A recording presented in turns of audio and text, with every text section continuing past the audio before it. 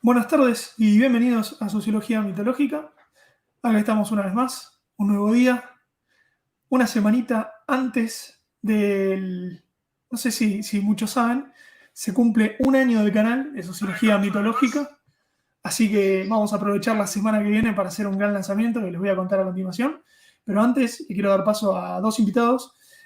Uno, se los spoileé ahí en el título, que es además mi partener en esta columna de salud, como él la rebautizó, y medicina, el querido doctor Mate. ¿Qué haces, Doc? ¿Cómo estás? Muchas gracias por estar nuevamente en Sociología Mitológica. ¿Qué tal, Rafita? Bueno, se me escucha bien, ¿no? Impecable, está bárbaro. Perfecto, perfecto. Bueno, gracias por esta nueva invitación después de tanto tiempo. Eh, Porque ya ni me acuerdo cuándo fue la última, fue hace ya un par de meses. Sí, pasó, pasó. Entre idas y vueltas, pitos y flauta, nos hemos tomado un tiempito para hacer la tercera parte. Así que bueno, más que agradecido y bueno, y hay sorpresa. No íbamos a hacer dos. ¿Viste? El Así es, momento así es. el Kairos, ¡tac! Apareció. Apareció. Bueno, nos conocemos personalmente, nos hemos visto un par de veces Sí. y además es un usuario de Sociología Mitológica y de otros canales. Así que bueno, muchas gracias Félix y bienvenido. Gracias por estar en Sociología Mitológica. Bienvenido y bueno, ¿cómo estás? Estás muteado, acuérdate, ¿eh? Bueno, ahí Ahí estás. estamos. Bueno, desde ya agradecido por la posibilidad. No sé si se dijo, pero yo creo que yo me acerqué hacia vos, dije, mirá, este tema es algo que yo quería hablar con el doctor Mate. De hecho, yo intuitivamente lo venía de alguna manera pensando y dije, bueno, veo ahí justo la notificación de esta propuesta y me acerqué y dije, bueno, ¿qué te parece si hago un aporte desde mi visión, desde mi perspectiva de la realidad, desde lo que yo vivo en torno a este tema, ¿no? Siendo que sería ya dentro de la columna de salud la tercera intervención de parte de ustedes dos, así que bueno, agradecido por esta oportunidad. Bueno, un placer y un honor que esté Félix. Como les decía, antes de entrar a la columna, quería hacer este anuncio que tiene que ver con el festejo por el aniversario de Sociología Mitológica. Lo vamos a hacer el martes que viene y estamos ultimando detalles, pero probablemente hagamos el lanzamiento de esta cuestión que, bueno, nos tiene ocupados y contentos. Ya tendrán más novedades. Para meternos en la columna en sí, como decía Félix, ya es la tercera que hacemos con el doc. Para los que no la vieron, pueden buscar en listas de reproducción la columna de salud y medicina. Díganme si me están escuchando bien, porque dicen en el chat que se Sí, sí. muteó. Listo, perfecto. No, se escucha bien, se Entonces, escucha bien. listo, perfecto, bárbaro. Como les decía, bueno, este es un directo medio pivot. Ya se darán cuenta por qué. La idea es hacer un pequeño recorrido histórico, al menos, ¿no, Félix y Doc, de lo que podemos decir de la historia conocida o el mito que nos llega hasta nuestros días.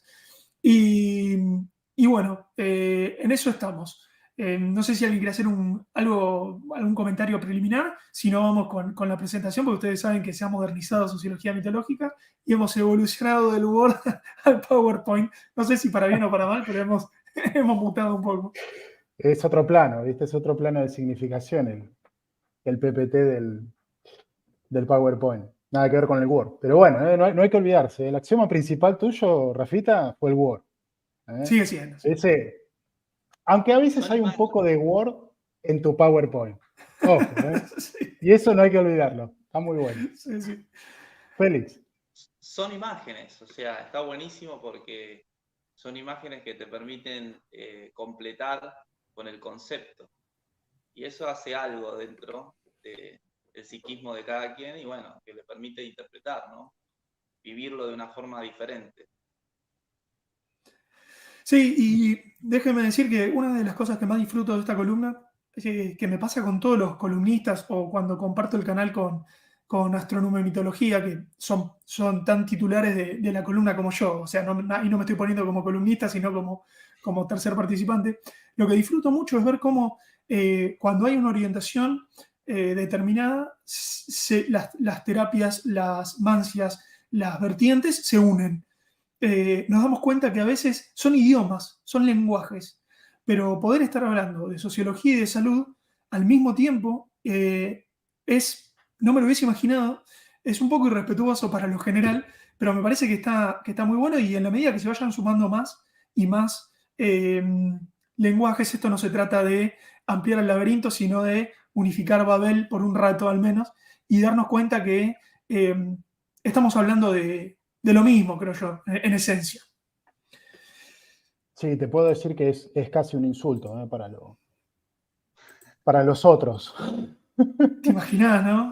No, se vuelve muy insultante. Yo te digo porque lo hago, Rafa. A ver, día escuchar a la psiquiatra y al psicólogo pensando y hablando de una paciente con X complicación, sí, no importa. Entonces yo agarré, miré y dije, bueno, con lo poco que estoy aprendiendo de numerología, digo, a ver, vamos a hacer un poquitito de esto. Con lo poco que sé de astrología, dije, bueno, tiene ascendente en tanto, el signo solar, el signo lunar. Le tiré un par de cosas, me mira y me dice, ¿vos viste a la paciente? No la vi, pero mirá, yo te diría que por este lado, me dice, ¿dónde sacaste eso? Me dice el psicólogo. Es un poco de astrología y numerología. No, me dice, pero me estás preguntando cómo supe eso. Le digo, porque hice otra lectura desde otro paradigma, con otra visión, y te puede dar la clave para poder acceder a la paciente y lograr que se abra, que pueda romper eso que vos necesitas que rompa, porque corre riesgo su vida. Pero bueno, es insultante, Rafita. Te lo pongo en la firma, vos cuando le ves las caras te miran y te dicen, ¿de qué me estás hablando? Pero fíjate que es una visión sensible contra una visión fría, ¿no? O sea, la medicina oficial, podríamos decir, es una visión fría.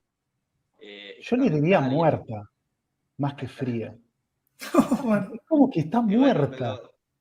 Bueno, ya sé, los muertos están fríos, ¿no? Uno los toca y están fríos, pero yo le diría muerto, porque quizás mi abordaje puede ser frío, pero lo hago desde una sapiencia, desde un conocimiento, desde la aplicación de diferentes paradigmas, ver en qué esto sirve a los que les gusta el me sirve, ¿no? Es para ver en qué plano de intersección está esta chica, por ejemplo. Entonces, cuando vos lográs abrir los planos de intersección y ver por dónde está perdida, le abrís una puerta al laberinto. Bueno. Interesante. Mientras saludo ahí a gente en el chat, sobre todo y especialmente a Euge de Quintesencia. Sí. Muy, muy recomendable su laburo. Y bueno, espero ya tenerla prontito en el canal. Me gustaría mucho. Mirá, le estoy comprometiendo en vivo por Euge.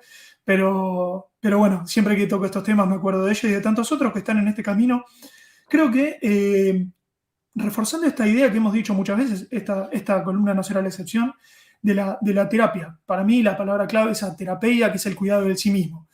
Entonces, claro, ¿cómo renunciar a lenguajes o a terapias cuando lo importante es cómo se siente identificado el sí mismo? Y el sí mismo no soy yo, es el otro, yo como terapeuta, quiero decir, ¿no?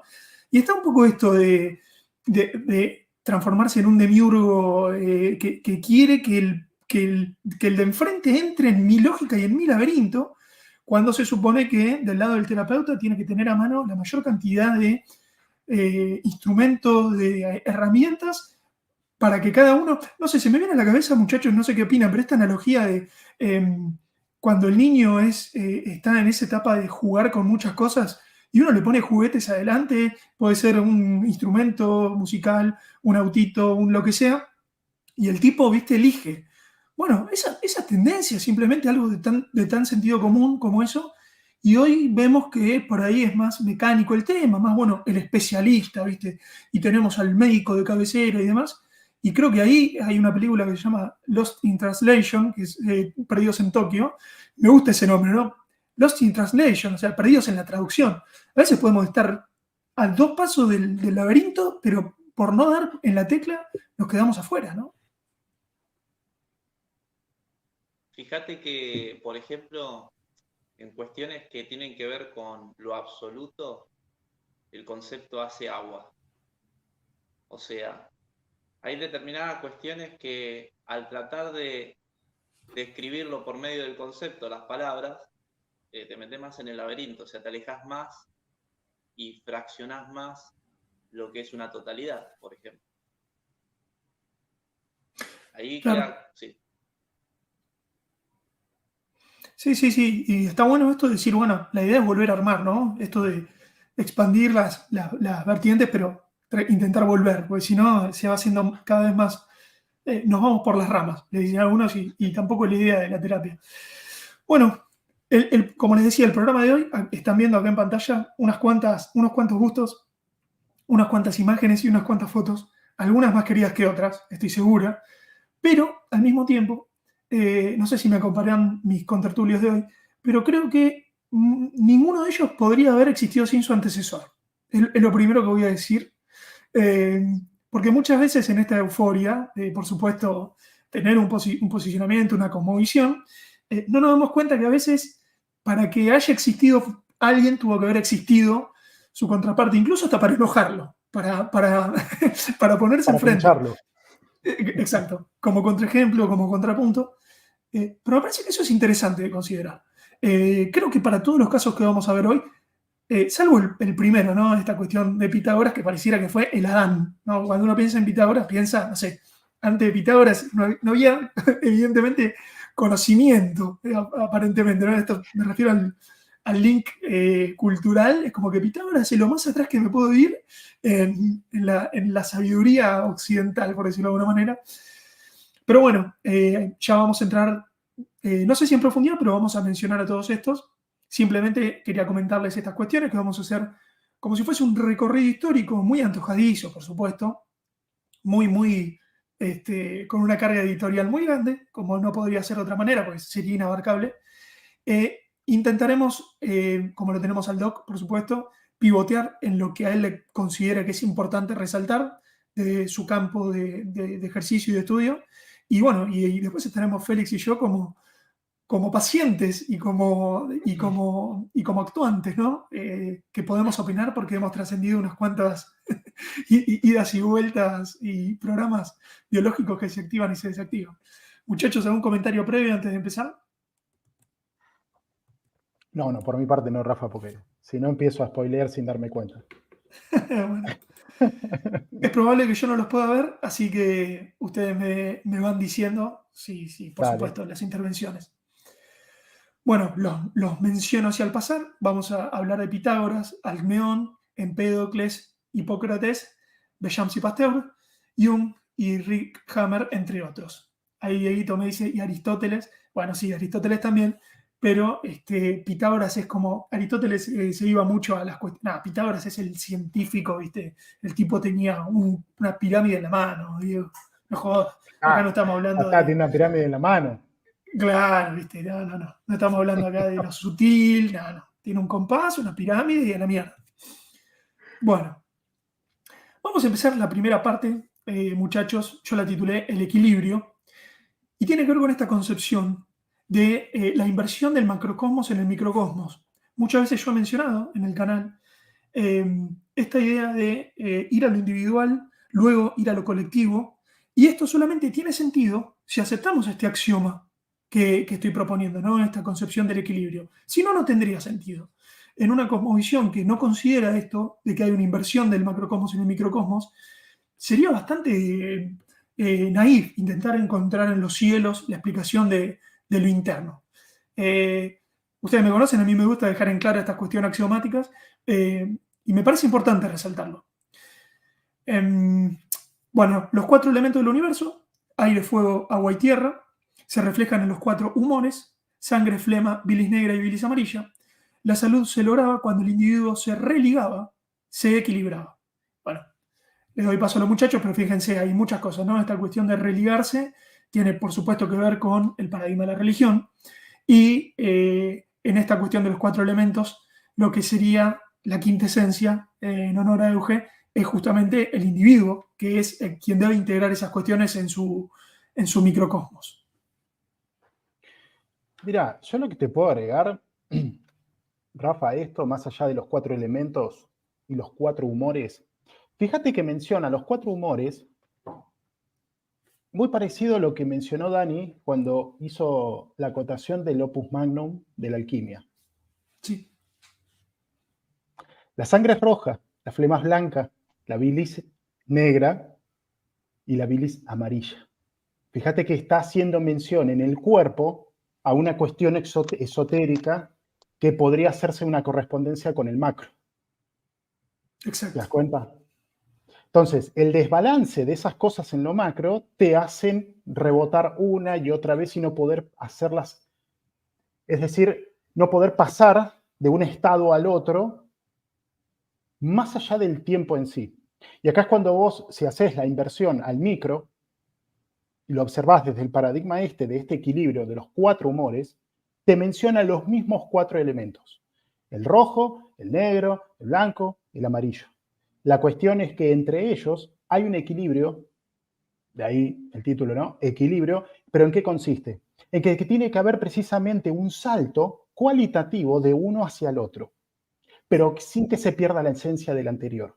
Porque apenas se pierde la esencia del anterior, se produce un desbalance.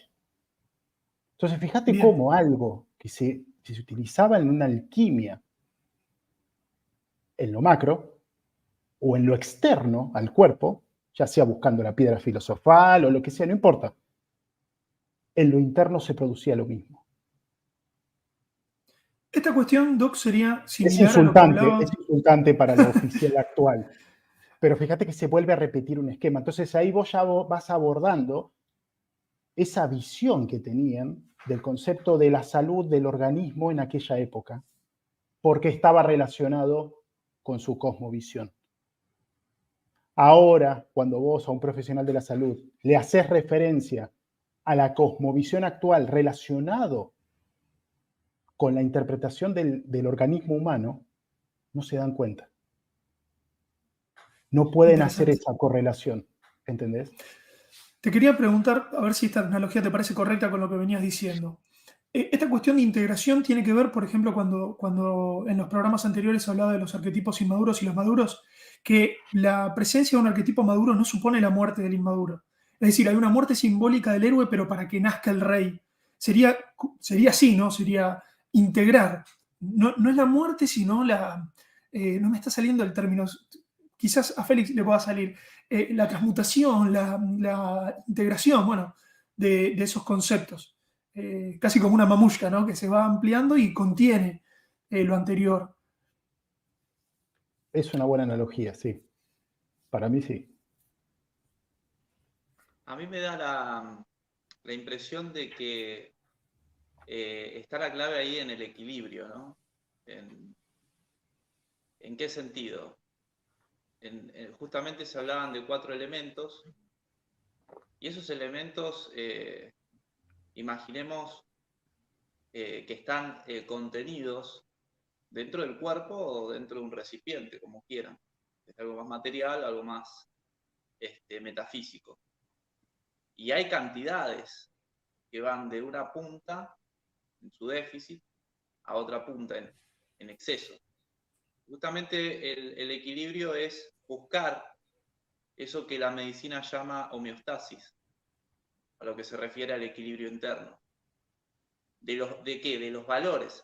El problema de eso es que se incurre en tratar al cuerpo humano como si fuera algo mecánico, como si se tratara de que, bueno, llegás a la estación YPF y te dice, maestro, le limpio los vidrios y le regulo los niveles. El cuerpo no responde así, porque en realidad, después, en lo más sutil, también hay un equilibrio, podemos decir, en lo mental. Y también hay un equilibrio en lo anímico. Y podemos seguir ascendiendo en las otras cualidades más superiores de lo que tiene que ver con lo humano, ¿no? Entonces, me parece que ahí es un buen punto de partida, el equilibrio. ¿Pero el equilibrio de qué? Bueno, tomando lo que dice Félix, yo lo que te puedo agregar, Rafa, a esto es, cuando él hace el ejemplo, vos Félix haces el ejemplo de llegás con el auto a la estación de servicio, te limpio los vidrios, te estabilizo los fluidos, que esto, que el otro, te agrego más agüita al sapito. ¿Qué hace la farmaqueia hoy en día? ¿Cuánto tiempo vos podés estar sosteniendo un desbalance orgánico en lo material, ¿no? Con un químico, si no estás atendiendo lo otro que, por ejemplo, mencionó Félix, ¿no? La cuestión del ánima, la cuestión anímica. ¿Cuánto tiempo lo podés sostener? Sí, yo tengo una inflamación, me tomo un antiinflamatorio y me siento mucho mejor. Pero ¿de dónde vino esa inflamación? ¿Vino por un traumatismo? ¿Vino por una intoxicación? ¿Vino porque hay un programa biológico corriendo por detrás? ¿Le di solución a eso? Entonces, ¿cuánto tiempo vos podés sostener la nigredo, por ejemplo, del cuerpo, solamente con un solo argumento? Nunca vas a pasar a lo otro. Esto es lo mismo. ¿Cuánto tiempo vos podés estar tomando un ibuprofeno para quitarte un dolor? Porque la cuestión es el dolor. Vos te acordarás, Rafa, cuando en Río Cuarto hicimos la exposición, yo hice el tema de si el problema es el dolor, ok, perfecto. ¿Cuánto tiempo lo vas a sostener? Porque después el estómago te va a decir, che, basta de ibuprofeno, no doy más. Entonces, llevándolo a esto de la sangre, la flema, la bilis negra, la bilis amarilla, ¿cuánto tiempo vas a estar equilibrando la flema, por ejemplo? A expensas de las otras tres. Por eso es el famoso los tiempos del organismo, los tiempos del macrocosmos. Eso no se tiene concepción, por eso hice esa acotación. Si hoy en día le planteas la cosmovisión a un profesional de la salud de por qué ejerce su profesión dentro del ámbito de la salud, que está atravesada por la cosmovisión que vive, no se da cuenta, no lo puede concebir. Por eso no va a entender a estos personajes nunca. Claro. Pero cuando hacemos estas lecturas, que acá Félix nos está dando una mano en esto, ¿qué observamos? Observamos precisamente esto. Hay una correlación. Nosotros hoy en día perdimos la correlación. ¿Por qué? Y lo vas a decir al final, seguramente. Bueno, no te voy a spoilear. Viste, como el Doc Mate es así, pobre. Bueno, un par de cositas interesantes antes de seguir. Esta cuestión de los 4 es el corazón de la Puerta 13 del Club Cultural que se viene dentro de muy poquito. Habernos dado cuenta que la Matrix o el programa o el software o la obra se expresa en 4 categorías. Siempre son 4 energías. Es más, les confieso cristianamente que a mí no se me había ocurrido esta de los 4 humores. Cuando hicimos con el Lole las categorías que vamos a presentar para la categoría de análisis que vamos a presentar para la Puerta 13, se me pasó esta. No se me pasó la de la alquimia, no se me pasó por supuesto la de los cuadrantes, pero esto es fundamental de entender. Esta cuestión de que hay una inversión del macrocosmo en el microcosmo y que tanto uno como otro se expresa en 4 energías: norte, sur, este, oeste, cuerpo, mente, alma, espíritu, sangre, flema, bilis negra y bilis amarilla, pero que hay un quinto, que es la quintesencia, que es el individuo que está oculto ahí, y que como la gestáltica, para verlo hay que tener perspectiva. Si no, puede ser que no veamos más allá de esos 4, y el individuo es más que esos 4. Bien, haciendo esa aclaración, y por último decir que justamente la Ruedo, en la Opus Magnum que decía el Doc, justamente es la sangre, y eso es importante porque se relaciona con la voluntad y el espíritu. Paso al primer invitado de la noche, que es el señor Empédocles. Hay chistes fáciles para hacer, pero no los vamos a hacer. Dice que más o menos 5 siglos antes de Cristo se presentaba a sí mismo como alguien capaz de rejuvenecer a los ancianos y de resucitar a los muertos. Humilde el tipo, ¿no? Su teoría de los 4 elementos, ya los mencionamos, aire, agua, tierra y fuego, cuya combinación es la esencia de todo lo creado, fue parte integral de la interpretación de los fenómenos naturales y de la medicina durante siglos, y recuerda teorías similares a las que nos referimos al hablar de la medicina china e india. O sea, fundamental el aporte del amigo, y bueno, creo yo que mucho de lo que vamos a ver después se cimienta en esta cuestión, ¿no?, de los elementos. Bien, a menos que me digan, avanzo un poquito, si no, ahí escuché un clic, ¿me parece? No, no, no, dale, No, Rafa. bien. Dale, dale. Dale para adelante. ¿No? Bueno, y lo complementa, por supuesto, acá está medio quemado, ahora la veo bien, el querido Pitágoras, ¿no? Pitágoras de Samos. Por lo que pude buscar, dice que fue el primer filósofo griego que parece haber expresado interés por temas médicos, dejando a Esculapio a un lado, que ya con el doc que estuvimos viendo, que tiene ahí una fama de semidios, el señor Esculapio. Pitágoras, no, para lo general, Pitágoras, escúchame, existió, es este que está acá. No, no, no no es un mito, es real. ¿Quién se Creía para ahí con que, una pirámide en la mano? Vamos. escúchame, Vamos a tener que empezar a eh, imitarlo un poco. sí, tenía un compás. Alguien que tiene un compás. No existió. No hay manera. Bueno, creía que, así como los números son impares o pares, todos los fenómenos naturales están constituidos por pares de opuestos. Y esto es importante porque complementa un poco lo propuesto por el señor Empédocles. Y por último, para terminar con este trío, Alcmedón de Crotona planteaba un balance adecuado de condiciones opuestas asegura la salud. Es decir, en esto que planteaba, ¿no?, Pitágoras y lo que decíamos anteriormente del equilibrio, él hablaba de un balance adecuado de condiciones opuestas es lo que asegura la salud. Cuando se altera esta relación, se expresa la enfermedad. Así, por ejemplo, un exceso de calor causa fiebre, uno de frío ocasiona resfríos. Es un poco lo que hacía mención Félix hace un rato de la abundancia o la escasez de alguno de esos elementos. Muchachos, Bueno, teniendo en cuenta acá a Alcmeón, me acuerdo de ese viejo directo que hicimos con Dani, el de... ¿Cómo fue que le habíamos artificialmente puesto? natural. No, no, el otro, el que fue un delirio directamente, porque venía por el tema de la armonía, todo lo que era la armonía, los balances. Claro, ahí está el punto, ¿no? ¿A qué te estás refiriendo cuando hay una armonía, un balance, un equilibrio en los humores del cuerpo?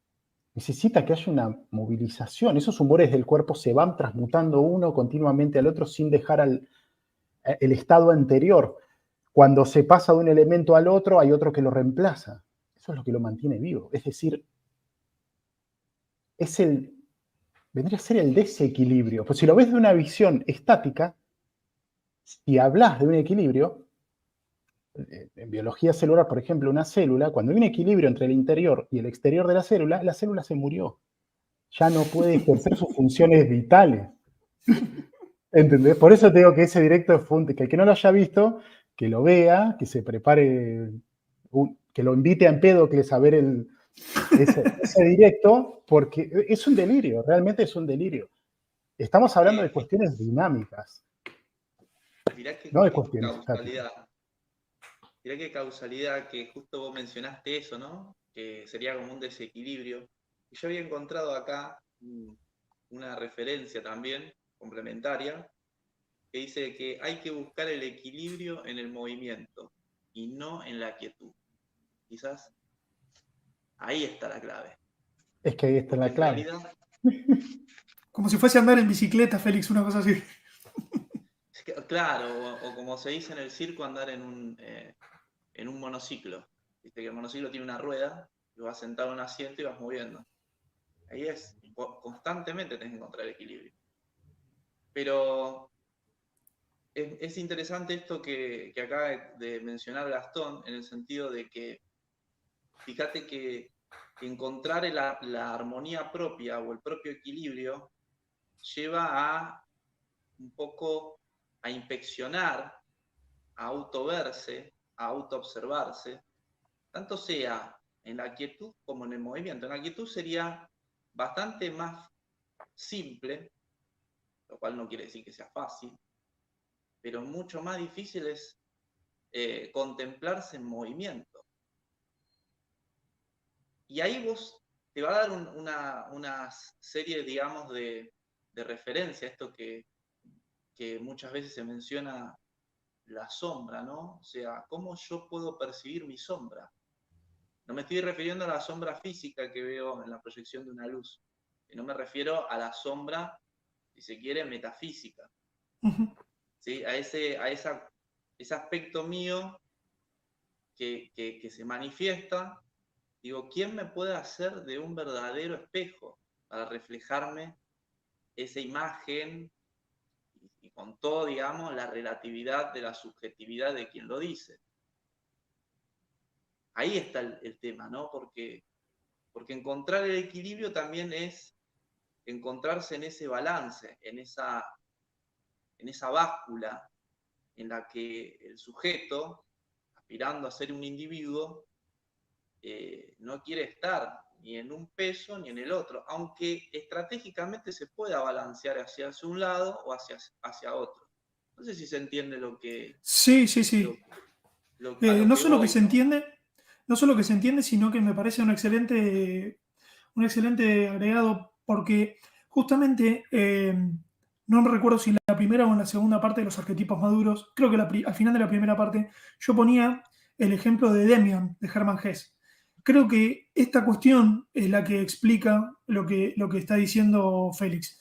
Estar en equilibrio, en movimiento, justamente puede ser difícil de figurarse, pero es esta actitud heroica que luego debe transformarse en reinante, de avanzar, es decir, romper cascarones, ir en contra un poco de esa comodidad, confort, calor que nos ofrece el seno, ya sea materno, familiar, de la región, cada uno le encontrará su propio fractal, y seguir avanzando, pero con orientación. A veces cuando hablamos de orientación, no sabemos, es difícil explicarlo. Y cuando uno quiere estar, por ejemplo, parado en un samba, en ese juego, yo me acuerdo que para ser valiente tenías que pararte y mirar un punto fijo. Bueno, ese punto fijo era tu referente, tu faro. Y eso, creo yo, es lo que estamos intentando aportar, ¿no? Referentes, conceptos, marcos teóricos en los cuales podamos referenciarnos, pero no para arrodillarnos al arquetipo o al referente o al faro, porque si uno le apunta al faro, en un momento choca con el puerto. El punto es justamente encontrar el propio equilibrio en movimiento. Así que nada, me gustó la intervención de ambos. Y como siempre, lo mejor evidentemente no está en la minuta, sino que sale carismáticamente sin planificación. ¿Sabés que Bueno, agregaste ahí? Sí. sí.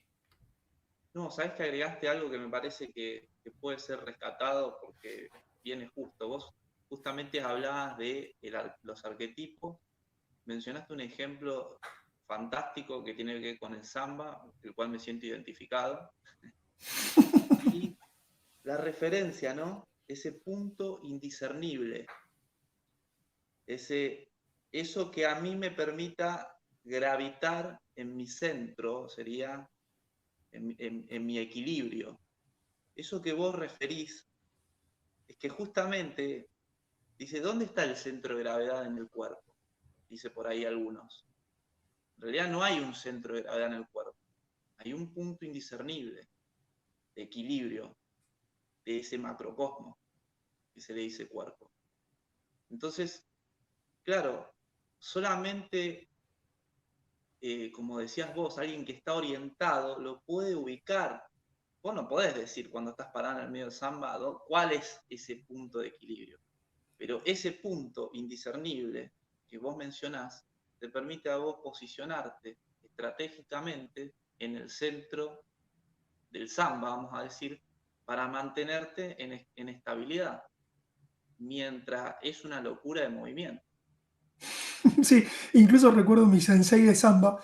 Para el que no sabe lo que es un samba, quizá nos estén viendo de otro lado, acá en Argentina le decimos ese juego que es como un disco, que tiene asientos y gira, y va un poquito para arriba y para abajo, y a los 16, 15 años, el desafío era mantenerse firme ahí, ¿no? Y lo loco es que te decían, elegí vos. ¿Viste? Vos decías, pero ¿qué es lo que tengo que ver? No, elegílo vos. Es como, no importa. Y ahí hay un poquito una analogía de lo que estamos hablando, y por eso la terapia, justamente, lo hemos repetido mucho con el doc en esta columna, es del sí mismo. No hay dos terapias iguales. Lo mencionaba también con la cuestión de los arquetipos maduros, de las energías masculinas. No hay dos iguales, no hay dos cartas natales iguales, no hay dos argumentos iguales, en contraposición, por supuesto, a esta mecánica, a esta medicina mecánica que mencionaban recién ustedes, que es, bueno, la misma solución para todo. Pero los efectos son la misma solución para todo. Bueno, avanzamos un poquito, pasamos a la segunda parte, que tiene que ver con la medicina hipocrática. Con nuestro querido Hipócrates, que acá lo vemos en su busto. No sé, Doc, nos contarás vos si en la liturgia, en el lunfardo médico académico, se considera que esto es un mito o que realmente no hay dudas de que existió. ¿Usaba un compás o no? Contanos un poco. ¿Está en duda la No, existencia de nunca, Hipócrates? sí, no, nunca lo han representado con un compás ni nada de eso, pero sí, en la facultad te lo presentaban así. Sí, existió. Bien, perfecto. Existió y por eso cuando te recibas tenés que hacer el juramento hipocrático, que fue esa. Bien. Después me enteré que estaba modificado. Epa. Sí, está modificado. Sí. Por lo menos el más antiguo que se tiene registro es el traducido por Erasmo de Rotterdam en el 1700 y pico, más o menos, pero después se cambió. Claro, cuando vos lees las dos versiones, no, porque este es más moderno, porque sí, este me está diciendo que voy a ser un recetador compulsivo, el otro me está diciendo, bueno, así que, pero eso justo me Bueno, enteré ahí. Fíjate, fíjate Ahí a una materia de recibir, me dije, no, pará, ¿qué me quieren vender acá? me trajiste de recuerdo esto de jurar, ¿no? Se ve que también está en el ámbito de la medicina, pero en el ámbito del derecho también, cuando vas a jurar, ¿no? Y te dan dos opciones en la Argentina, hasta donde yo, digamos, participé, ¿no? De esa jura. O por la Constitución o por Dios y los santos evangelios. Son las dos opciones. O podés elegir los dos si querés.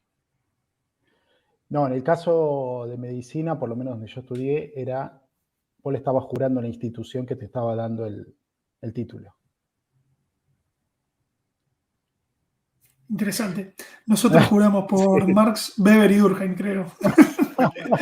En algún punto de la carrera seguramente hayamos jurado. Bueno, el señor Hipócrates nació en la isla de Kos, hijo de un padre médico y que murió centenario. Cuenta, no, pero en esa época no era que vivían hasta los 30 años, bueno, no sé, ahí tengo una mezcla. Bueno, vivió en el siglo de Pericles y fue contemporáneo de Platón, que lo menciona en su diálogo Protágoras. Su genealogía presumía de ilustre, remontándose por parte de su padre hasta el mismísimo Asclepio o Esculapio, dios de la medicina, y por su madre hasta Heracles, cuyo nombre latino era Hércules. El mismo origen de su nombre es oscuro, hipo en griego remite a caballo y por extensión a algo grande, y kratos a fuerza o poder, de donde Hipócrates podía significar alguien grande de mucha influencia. ¿Y por qué hice este chascarrillo de preguntarle al doc si se dudaba o no de la existencia real de Hipócrates?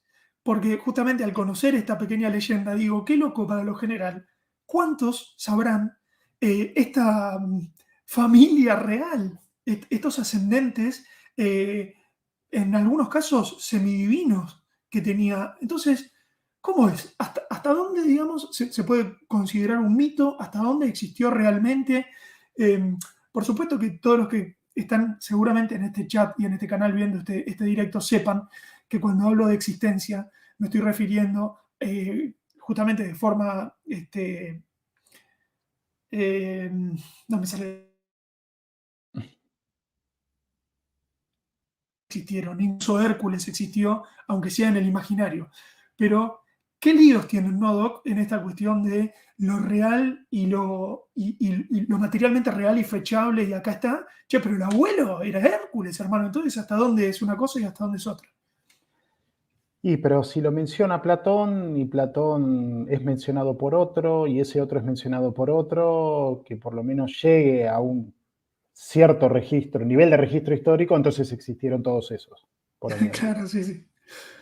Sí, Ese es el me punto. gusta porque es selectivo, ¿viste? Es como que este sí existió, es real. Claro, Este es un mito. Y pará, loco, estaban hablando de lo mismo. claro, claro. Bueno, eh,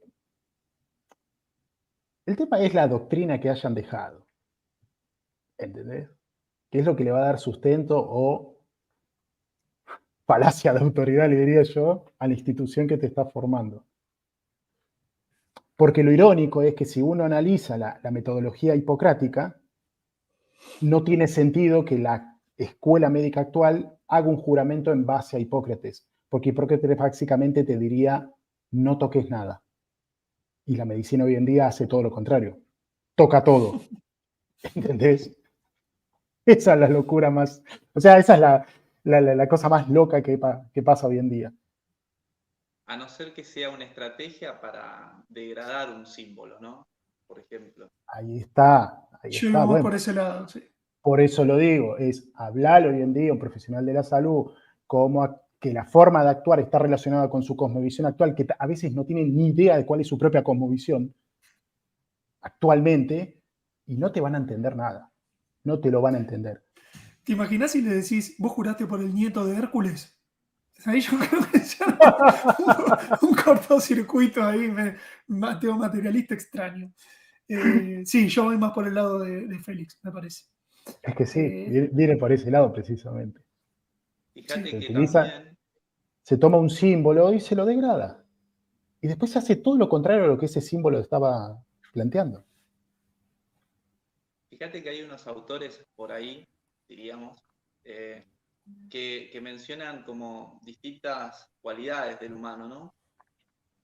Y dice que hay una gran parte de los hombres, sí, digamos, del animal hombre, que respecto de los símbolos son irrepresentables para ellos.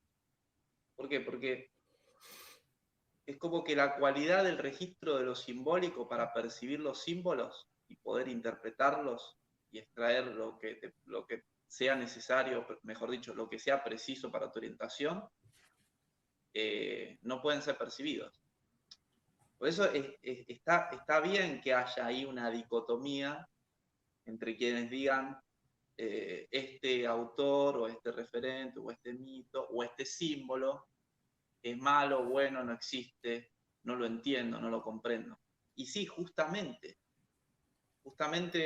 habrán quienes no se lo pueden representar, habrán quienes lo van a malinterpretar, es decir, van a degradar, y van a haber otros que se van a poder orientar con un símbolo, un mito, una leyenda, todo lo referente a eso. Sí, incluso lo he dicho algunas otras veces, pero en esta cuestión de maestra ciruela lo voy a tener que repetir. Es fundamental entender esto que acaba de decir Félix. El símbolo, el mito, tiene esta doble cara que es absolutamente mágica. A ojos de quien sepa ver, es una llave que abre puertas. Y aquellos que no puedan leer entre líneas se encerrarán con esa misma llave en una jaula.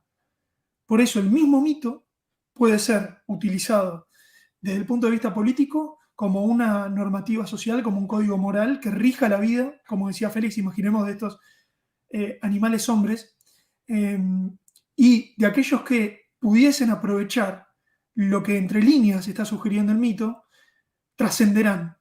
No solamente podrán convivir, porque no se trata acá de la rebeldía por la rebeldía misma, podrán aprovecharse de esos códigos morales, pero al mismo tiempo tendrán esa llave también para la liberación y para la trascendencia. Como diría Lole, el que no lee entre líneas pierde, y como también a él le gusta citar a Andrés Calamaro, dicen que hay algo que tener y no muchos tenemos. Lo lindo y lo feo al mismo tiempo, cada uno le pondrá la palabra, es que pareciera ser que eso está determinado por la voluntad. ¿Sí? Por la voluntad de ver un poquito más allá. Algunos autores dirán que no, dirán que es un determinismo mucho más, incluso, no sé, no quiero usar palabras sensibles. Hay otros determinismos. Quien habla se queda más con esta interpretación de la voluntad, de esta charla que muchas veces hemos querido tener, muchachos, sobre todo ya hace unos años, ya ahora estamos un poco más cagados a palo. Y che, mirá, anduve leyendo cosas interesantes, pero ¿qué me cambia? Si yo tengo que ir a laburar el lunes, bueno, y toda esa cuestión, creo que tiene mucho más que ver con la voluntad y con querer romper el cascarón que con otra cosa. Le acercás el mito, le acercás el mito o le acercás el símbolo, le mostrás cómo ejerce influencia sobre esa persona, sobre ese sujeto, desde un punto de vista consciente e inconsciente, y en vez de abrirse un poquitito y empezar a mover, ¿no? Es decir, entrar en ese dinamismo, se quedan en la bilis negra. Básicamente se quedan en la bilis negra, no pasan ni a la amarilla ni a la flema y menos a la sangre. Sí, y vos sabés que, ya te dejo Félix, pero quería poner otra analogía con esto que vos decías de no pueden ver el símbolo. Y a mí me gusta mucho usar analogías cinematográficas de la cultura, ustedes ya lo saben, especialmente del vampirismo, que me parece que es es una mitología muy, muy interesante para entender muchas cosas. ¿Y qué es a lo que más le teme un vampiro, más allá del sol? Es a la cruz. Es decir, le muestra el símbolo sagrado y el tipo se espanta, no lo puede soportar. Y lo ve otro y dice, che, pero ¿qué es esto? ¿Una cruz? No, es otra cosa que está sucediendo ahí. Me parece que tenemos que aprender bastante más de lo que en la superficie pareciera ofrecernos la mitología vampiriana, porque creo que ahí hay mucho para sacar en limpio. Muy bueno, muy bueno. A la misma vez, fíjate que hay como dos pugnas ahí. Por un lado, ya que estábamos hablando de los clásicos, ¿no? Por un lado tenés el mundo aristotélico, es decir, puedes decir el mundo de lo real, ¿sí? Del cuerpo y de la mente, y del otro lado tenés el mundo irracional, es decir, lo no aristotélico, que sería lo que corresponde al alma y al espíritu. Entonces, ¿cómo puedo percibir el mito, el símbolo sagrado? Desde el mundo aristotélico, no, porque ahí entra en cortocircuito. Entonces tengo que captarlo desde lo irracional, desde lo no aristotélico, es decir, desde la función del sentir, de las emociones, ¿sí? Y si no, desde la intuición del espíritu. Podés utilizar ahí una conexión con la mente, con lo que se conoce de la intuición intelectual. Pero es una facultad muy reducida y digamos, es un instrumento quirúrgico por medio del cual el espíritu se vale de la mente para poder sintetizar algo que no puede ser reducido como el símbolo. Entonces, ahí está el tema de los cables. La mayoría no quiere o teme a lo irracional, a lo desconocido.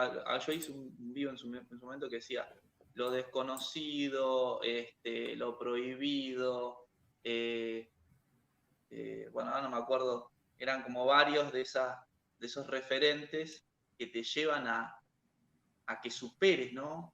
El aspecto de la razón, también de lo físico, ¿no? Y sí, excelente. Mientras te escuchaba, estaba abriendo esta imagen. Primero porque están todos estos muchachos de los que estamos hablando. Después para graficar un poco lo que decía recién Félix, ¿no? Acá vemos a los dos muchachos, uno señalando para arriba, Platón, el otro señalando para abajo. Esta es una pintura de Rafael que se llama La Escuela de Atenas. Está en el Museo del Vaticano, en Roma. Bueno, en el Vaticano, no en Roma, en el Imperio Romano, vamos a decir. Acá está el amigo Pitágoras. Hay muchos otros. De hecho, muchachos, yo lo voy a contar con bastante orgullo que descubrí la tapa de Guns N' Roses. Cuando lo vi, tuve la suerte de estar en ese lugar y le digo a mi mujer, che, ¿vos estás viendo la tapa de Guns N' Roses? No me acuerdo si es Appetite for Destruction. ¿Se ubican el CD que les estoy diciendo o me van a dejar solo en esta? Me van a dejar solo. Bueno, en el chat seguramente algún rockero sepa de lo que estoy hablando. Ahora, a ver, Guns N' Roses. Sí. No me voy a quedar con la... Acá lo tenemos. Use your illusions. Ahí me lo decían en el chat.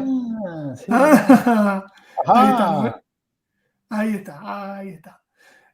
Acá tenemos, ¿no? El muchacho está en azul y después está... Mira qué colores usaron. Interesante.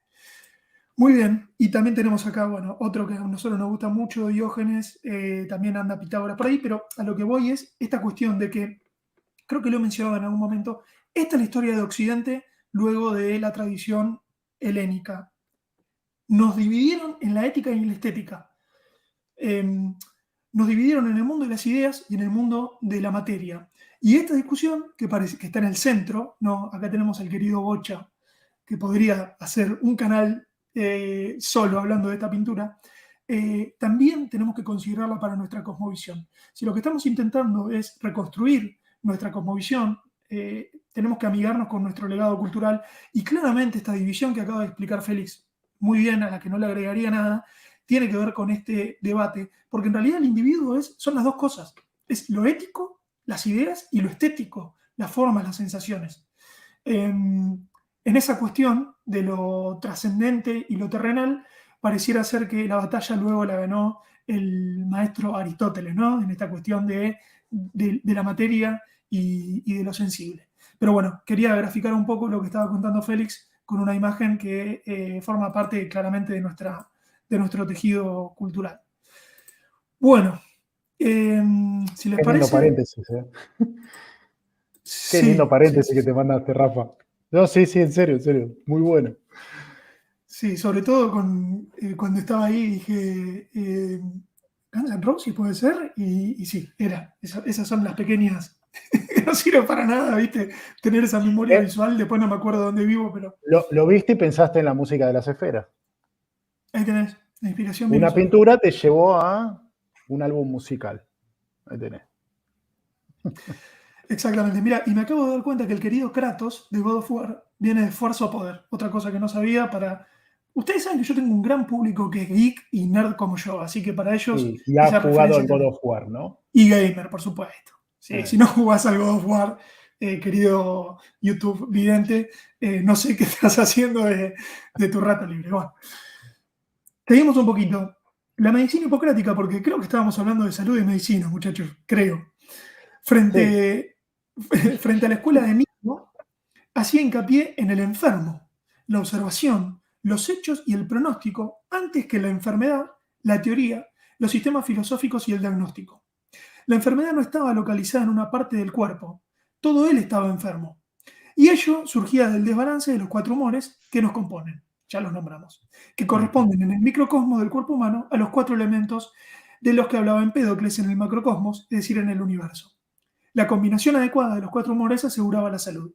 Una mala mezcla o discrasia implicaba enfermedad. Lo han dicho ustedes, Doc, esta cuestión de lo infirme, ¿no? que tiene esa palabra. El predominio de cada uno de los humores se traducía también en un temperamento: sanguíneo, flemático, colérico y melancólico. Colé es bilis y está la etimología de cólera y melancolía. Ya les doy paso, pero ¿cuánto más se relaciona esta concepción con, por ejemplo, el lenguaje astrológico? Hablar de alguien sanguíneo, flemático, colérico o melancólico. Si estuviese acá Lore, automáticamente, yo no me animo porque estoy aprendiendo, ¿no? Automáticamente se los podría comparar con los signos de tierra, fuego, aire y agua. Es más, podríamos hacerlo nosotros, pero prefiero no hacerlo.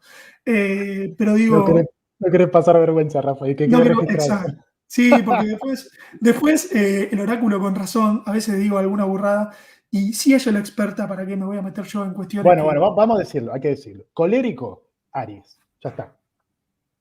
Aries es Aries, la frutilla solo. del postre, es el inicio, es el alfa y el omega Aries. Así que, colérico, Claro. Aries. Puedes poner Leo también si querés, pero Aries. Sí. Sí, sí, sí, sí. Y después, bueno, se Son empiezan a los, mezclar, por son los que supuesto. sufren del plexo solar, ¿no? Es así. Exactamente. Ese fuego en el estómago. El dilema de la guerra. Eh, Andá a hacer algo de El astromedicina hoy en día. Aunque Lorena me ha astromedicina. pasado.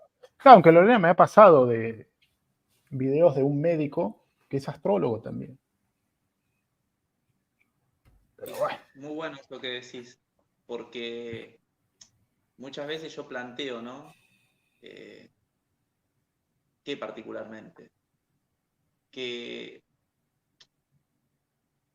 lugar tiene, ¿no? Dentro de del determinismo? Porque en definitiva la astrología plantea una suerte, ¿no? De acontecimientos que se suscitan dentro de un tiempo. Y bueno, si existe un determinismo, si existe una fecha de caducidad,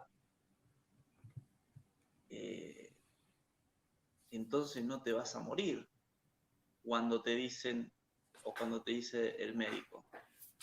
Te vas a morir en otra fecha. Entonces, ¿para qué agregarle tanto drama a la cuestión?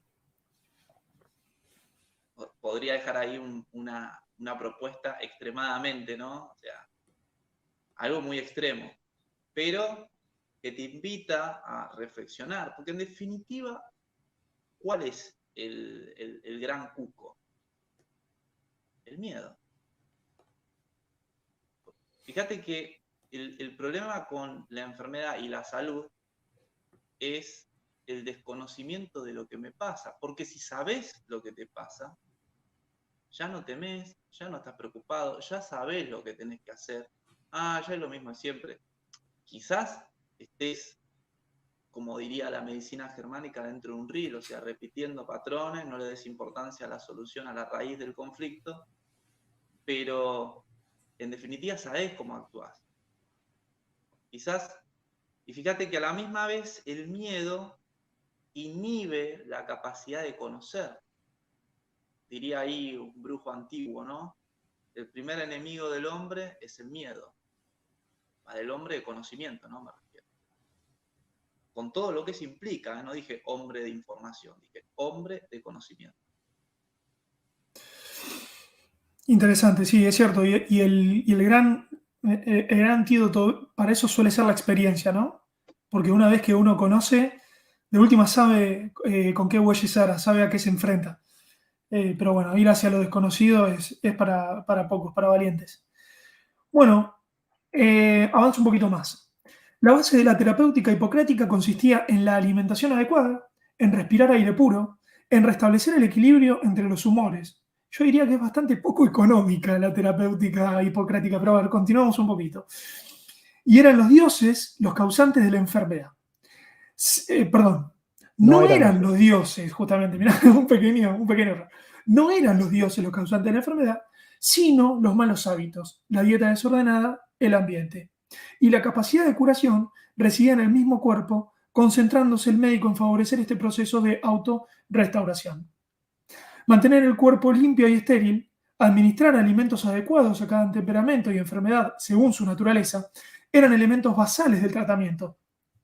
La enfermedad alcanzaba la crisis, momento en el que el destino del paciente se definía, o empeoraba y moría, o el proceso de curación se iniciaba. Algunos han criticado esta postura, tachándola de pasiva, pero entre los más grandes médicos de la historia, Sydenham, Everden, bueno, acá los conocerá el Doc, y Osler reivindicaron su legado.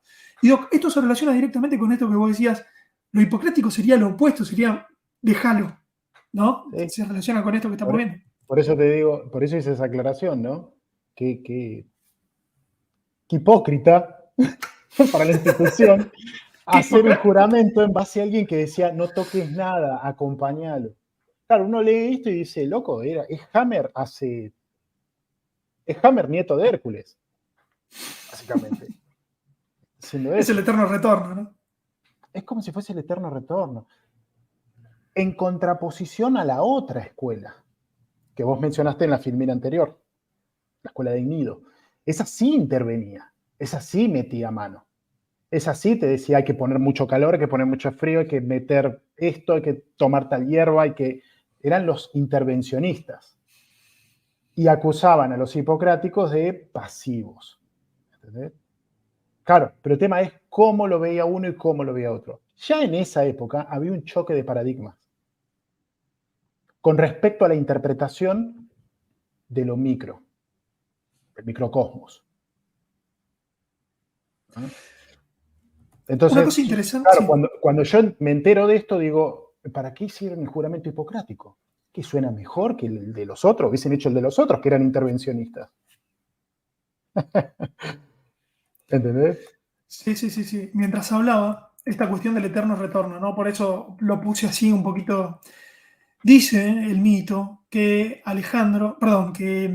Aquiles y Príamo, uno del lado griego, otro del lado troyano, en esa charla que tuvieron gracias a Mercurio, que los ayudó al rey Príamo a llegar a la tienda de Aquiles para recuperar el cuerpo de Héctor. En esa charla ellos, es una linda charla donde se dan cuenta que pelearon antes y pelearán después en esta cuestión del eterno retorno, pero como dos rivales casi que están cruzados, ¿sí? Y a mí por eso arranqué el directo diciendo, no, no es una cuestión de elegir bandos esta, sino de entender esta cuestión pendular y estas energías que a veces por contraponerse sacan como síntesis algunas de las cosas que más disfrutamos hoy, eh, los que podemos elegir. Pero yo que hago mucho hincapié en la cuestión de Jung y Freud, no dejo de resaltar que no podría existir el uno sin el otro, y me parece que es interesante plantear que estas cuestiones siguen sucediendo a lo largo de la historia y seguirán sucediendo en el eterno retorno. Muchachos, algo más de Hipócrates, si no ya nos vamos para otra parte. No, me dejaste pensando en Príamo y Aquiles. Es como que, vamos a decir, metafísicamente los dos peleaban por lo mismo, pero en la materia estaban en bandos diferentes. Les tocaba guiones en la obra opuestos. Les tocó antes y les tocó después también. Y entonces, ¿por qué lo digo, Doc? Por esto que vos decías que es muy rico, ¿no? Che, pero parece Aristóteles y Platón hablando, y después parece la escuela de este y esta escuela de otro, y después Béchamp, que ya lo veremos, y Pasteur. ¿Y Pasteur. cómo es posible que se repita y se repita? Bueno, por lo que veremos en profundidad, y sigo tirando el chivo, en la puerta 13, que es la ley del 4. Como hemos descubierto, y lo podemos decir con orgullo en este movimiento y luego en el cuadrantismo, que vivimos en un mundo diseñado, nos damos cuenta que ese reloj cósmico, cuando llega a las 12, vuelve a empezar. Y eso para nosotros es una ventaja comparativa impresionante. No nos damos cuenta del cóctel que tenemos como movimiento, como cosmovisión. Hemos destilado axiomas que nos permiten, entre comillas, hacer trampa. Porque así como los antiguos, entendemos que hay un reloj cósmico, pero tenemos la voluntad también de encontrar al individuo, es decir, a la quinta esencia dentro de esa obra de teatro.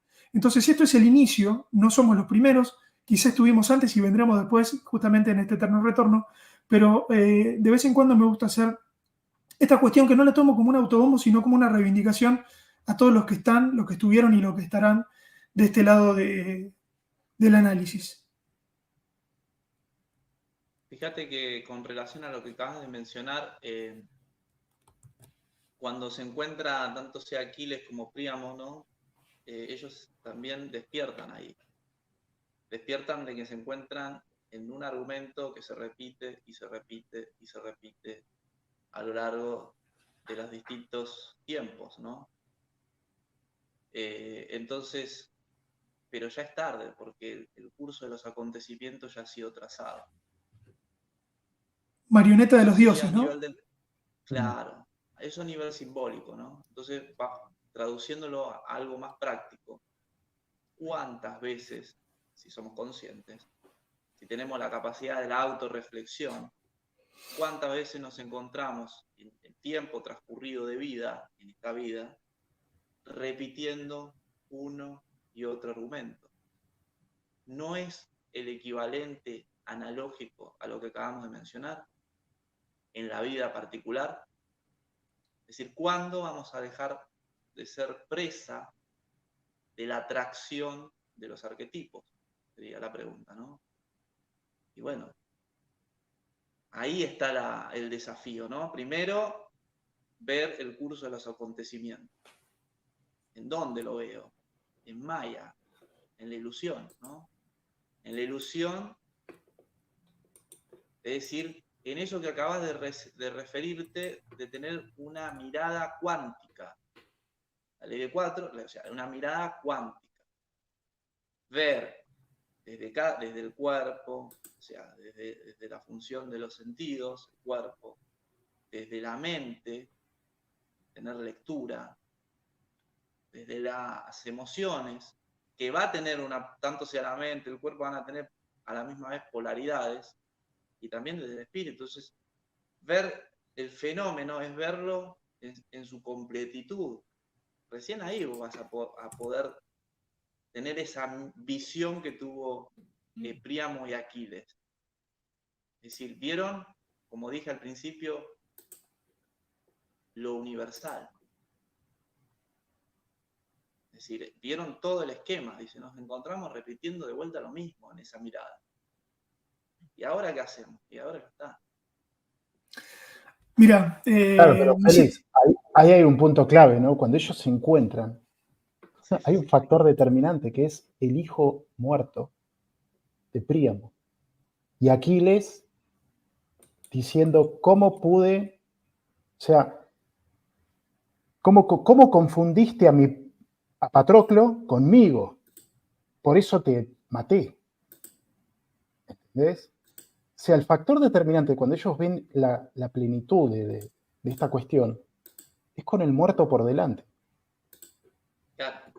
Eso es ahí está lo del tema de la atracción de los arquetipos, ¿no? Y Como, con toda la sangre pura, ¿no? De ese muchacho ahí, o sea, no es cualquiera el que cayó. Por es eso digo que el ya mejor de los troyanos. claro, ya quedó trazado el camino ahí. Está. Contra eso es como que para mí, el mejor de los troyanos no peleó al 100%. Por eso para mí es derrotado. Porque sabía lo que estaba sintiendo Aquiles. Y No, y una además del disculpa, furor. exactamente, una disculpa no iba a servir para apagar el fuego de Aquiles. Que sabía que lo que estaba haciendo, para mí Aquiles sabía que lo que estaba Fue una haciendo muerte no, vikinga. exacto, sí, una cosa sí. así. Por eso después Sí, termina falleciendo por un simple flechazo en el talón. O sea, la ironía de eso, ¿no? no podemos hablar del tendón de Aquiles en este canal, ¿eh? Se los aclaro. No, está prohibido, está prohibido. Bueno, me hiciste acordar con tu intervención, Félix, a uno de los pensadores más maravillosos que yo he tenido la suerte de conocer, que es el Lole Arcoiris. Y en una de sus obras, que se llama Juguete Divino, dejaría la canción, pero quiero avanzar. Vayan a su canal, la voy a leer. Se llama, como les decía, Juguete Divino y hace mención a esta cuestión de que hablábamos de lo arquetípico, ¿no? De seguir el guión escrito por los dioses, que de eso se trata este canal, de no seguir el guión escrito por los dioses. Veo, ¿qué ves? Que hay cosas que no sabes. Es que somos distintos, hay algo que no tenés. No hablo de inteligencia, sino lo que hay que tener, ni de clases sociales ni del color de tu piel. Hay que tener pelotas y ser lo que quiero ser. Hay que tenerlos bien puestos para enfrentarse al poder. Ya no te sirven los datos porque no los entendés. El que no cree en sí mismo, que no te diga qué hacer. Eso es tatuable. Si la verdad te hace libre y más bien te sometes, si esa verdad no libera, será porque no lo es. Solo frente a vos mismo y no hay dónde correr, sos un juguete divino y sos tu verdugo también. Mercachifles de mierda, ya no sabes qué hacer, se copian entre ellos y no saben leer. Entre líneas, agregaría yo. Me abandonan el partido porque no saben perder y como creo en mí mismo puedo cantar la Gardel. Aunque no soy perfecto y distinto a toda la gente, mis causas hacen efectos y mi huella en vos es permanente. Ahora que estamos desnudos, arrancarme la piel, la frontera del abrazo la cruzamos sin querer. Me recuerda algo mío, algo que nunca olvidé. Soy tu juguete divino. ¿Esto es lo que querés? Aunque nadie te crea y aunque nadie te entiende, a ver, ¿quién lo defiende de un domador de serpientes? Guardamos un secreto que no sabemos qué es, lo que la naturaleza nunca podrá tener. Que si no sos vos mismo, entonces decime quién sos. Tu voluntad es de otro y el que habla ya no sos vos. No todos son artistas, solo hacen sonidos y también hay novelistas que solo escriben ruido. El camino más ancho que se haya conocido no rompa las pelotas que estoy haciendo el mío. ¿Cuándo estamos y dónde? ¿Qué? ¿Cómo? Y el por qué. Es un juego de locos, un laberinto al revés. Y si estamos soñando en un sueño de otro y sueños dentro de sueños, la salida soy yo. Una poesía fantástico. maravillosa. Mirá, yo creo que ya lo pensé una vez, dos veces, y ahora con esta tercera, escuchándote a vos, Rafa, leerlo, le voy a pedir permiso a Lole para que me deje utilizar su canción, esta precisamente, con algunos pacientes. Porque si no es una poesía de sanación, o sea, para alguien que está internado y está tratando de meditar por qué llegó a ese punto, esa poesía es más que orientadora. Tremendo. Muy buena, es Bueno, muy buena. seguimos un poquito. Quizá la pongo al final. Creo que voy a hacer eso. Le voy a poner la canción al Amerita, final. Bueno, amerita, sí. sí. Pasamos ahora a algo más sufrido, quiero decir, conocido por todos, y tiene que ver con esta cuestión más reciente, ¿no? Que ya tiene poco gusto a mito porque nos toca vivirla. Hace poco me preguntaba el tío eléctrico qué dirá la generación dentro de 1000 años sobre el mito nuestro de esta época. Y yo decía que se recordará como una de las épocas más oscuras de la humanidad, no tengo duda de eso. Bien. Esto tiene que ver más que nada con lo que hemos hablado en algún momento con el Doc y en otras oportunidades, que tiene que ver con lo que para nosotros es una herida más al sí mismo, al espíritu, o quizá al individuo, que tiene que ver con la herida de Pasteur, que es esta guerra total. El cuerpo en guerra consigo mismo. Mi cuerpo haciéndome daño de forma autoinfligida, por decirlo de alguna manera. ¿Por qué la teoría pasteuriana tiene lugar en la cosmovisión heliocéntrica? Entender que es una parte del tejido social complementario con otros axiomas culturales. Analizar la importancia de otros paradigmas, Darwin y todas las otras heridas, recordemos a Freud y recordemos a Copérnico.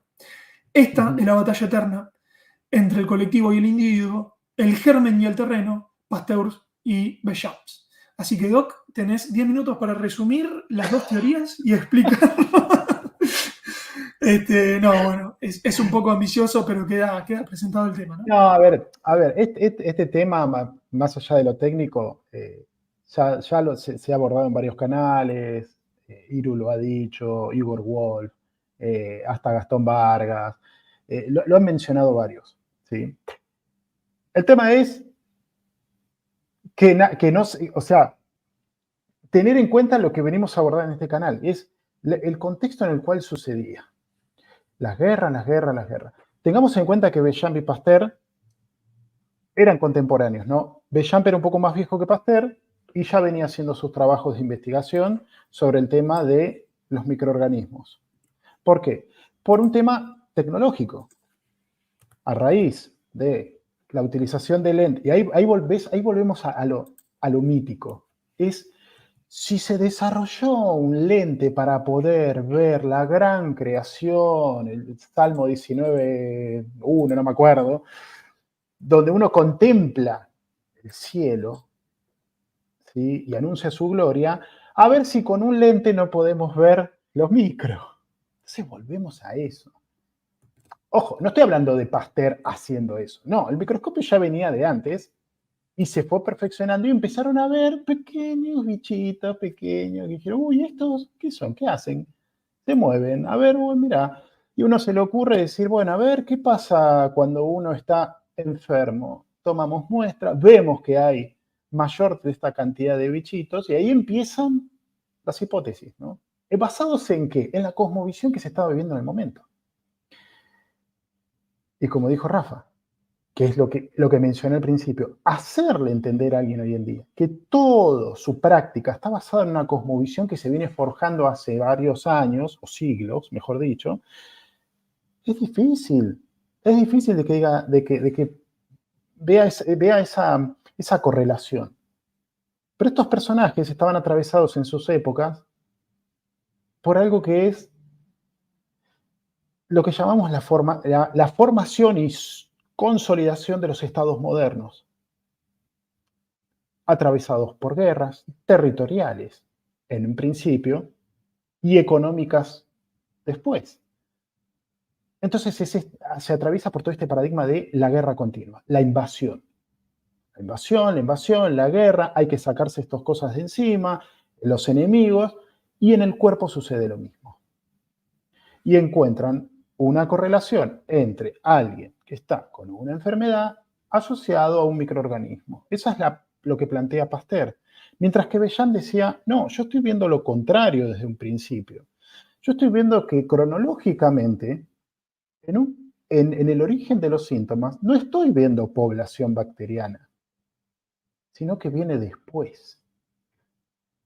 Pero Pasteur se defendía diciendo, si se elimina esa población bacteriana, mejoran los síntomas del paciente. De ahí que empieza a desarrollar la vacuna, ¿no? El tuberculosis, después el tema de la rabia, etcétera, etcétera, que se basa en cuestiones de cultivos y sobrecultivos, ir debilitando esas cepas. Ahí está el punto, ¿no? En los mismos trabajos, él habla de debilitar a ese agente. Por eso es esa concepción de guerra. Pero no es la concepción de la guerra como se plantea desde una posición, vamos a decir, de códigos éticos de caballería, por ejemplo. No, sino precisamente que están buscando, los bichos están constantemente buscando tus defensas bajas, que te quieren atravesar y que se quieren alojar, que se quieren alimentar y que viene todo a partir de eso. Mientras que Bellam decía, no, espera, hay algo que está sucediendo antes de que se produzca esto. De ahí que se conozca que Pasteur en su lecho de muerte diga que lo que decía Bellam era cierto y que él lo había interpretado de otra forma. Claro, pero ya dejó las bases, vamos a decir, de un paradigma que se correlaciona con una cosmovisión desde lo macro en lo micro, que está acompañada por la realidad social del momento. Entonces, ¿qué mejor forma? A ver, también hubo pandemias en sus épocas. Entonces, ¿cómo se interpretan esas pandemias? Y lo vemos reflejado hoy en día. Entonces, ¿cómo arrancás de raíz todo eso hoy? Lo primero que uno hace es lo que vos haces, Rafa. Por eso lo vuelvo a repetir en este canal de nuevo. Cuando empezaste hace un año atrás e hiciste los primeros 2, 3 directos, yo dije, acá se está hablando de salud sin hablar de salud. ¿Por qué? Porque se está teniendo en cuenta la cosmovisión del momento. Y vos traes los elementos para que un individuo racional pueda ver un atisbo de qué se trata todo esto. Por eso, no me quiero poner técnico con lo de Bellam y con lo de Pasteur, porque más de los que están acá, si no, lo buscan en YouTube y lo van a ver. Hay horas y horas y horas de material histórico, fechado. Es hermoso. Uno lo ve y dice, qué lindo que es. Perfecto. Ahora, ¿por qué vuelve a suceder? No, y además tenemos que poner en contexto, no de antes, sino de ahora. Yo creo que esto que estamos viendo desde lo más micro, es decir, retomemos esta idea que hemos planteado del materialismo, del ateo materialismo. Han materializado desde lo pequeño hasta lo grande con la cuestión bélica como denominador común. Desde lo pequeño, Pasteur, tus propias células están en guerra. Desde un poquito más grande ya nos podemos ir tranquilamente a la cuestión de los paradigmas políticos. Esta cuestión del enemigo puede estar en tu propia casa. Ya no hay naciones. El comunismo y el capitalismo tienen espías en todos lados, sleep agents que frente a toda esta cuestión. Desde el punto de vista que veremos a continuación, que es lo inconsciente, bueno, han materializado también la cuestión de lo colectivo, es decir, ya no existe, solamente el inconsciente es individual. Y si nos vamos a gran escala, estamos a un mes de que se declara el Blue Beam Project. O sea, desde lo mínimo, que es que estamos en guerra con nuestras células, están en guerra con nosotros mismos, este circo o esta cosmovisión, vamos a decirlo de esta manera, porque no quiero decir circo en términos de invención de cosas. Justamente es todo lo contrario, es todo lo que quiero combatir desde este canal. Si queremos prepararnos para lo que va a venir, tenemos que saber que esto es una cuestión cosmogónica. Lo que están llevando a este plano es una idea religiosa. El Blue Beam va a ser el corolario de algo que arranca en la célula. Arranca en la célula, pasa por el cuerpo, se manifiesta en lo consciente o inconsciente, luego en el paradigma de la política y luego como humanidad nos vamos a transformar en un gran cuerpo enfermo porque lo van a atacar desde afuera. Entonces, tengamos siempre presente que esto, lejos de ser un circo, que por supuesto que entendemos que lo es. Yo acá no estoy negando que exista Hollywood y toda la agenda y que no se estén preparando y las películas, las invasiones y en el Día de la Independencia que el presidente de los Estados Unidos, ya lo sé eso. pero el fundamento es cosmogónico. Están implantando una religión que será el fundamento de una cosmovisión cuya política será el nuevo orden mundial, es decir, el único. Cuando decimos esta cuestión pitagórica, por eso hoy hacía un spoiler que decía es lo primero, es el alfa y el omega, se planteaba un Dios único, el Uroboros, es el alfa y el omega, del uno, para el uno, por el uno y hacia el uno. Entonces, veamos que acá hay una correlación fractal. Por eso es importante hablar en estos términos y ver cómo en todo el tramado, en toda la trama cultural, podemos encontrar el mismo argumento, el mismo axioma que reside no en la ciencia, no en la política, no en la economía, en la religión.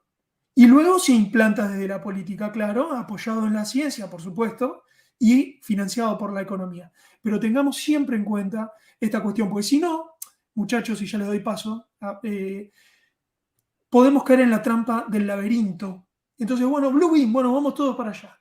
No, fijemos un punto de equilibrio para estar firmes en este samba y podamos tener una orientación que nos permita destilar, porque es urgente y es preciso que lo hagamos.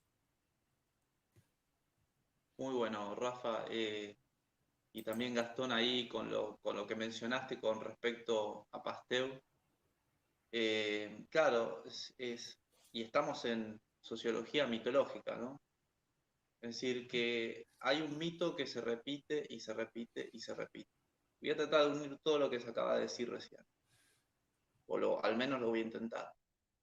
Fíjate que la guerra en los cielos, o sea, la guerra cósmica, macrocósmica, siempre son bandos que están en pugna. Lo que pasa es que nadie se pregunta respecto de los dos bandos por qué están en pugna.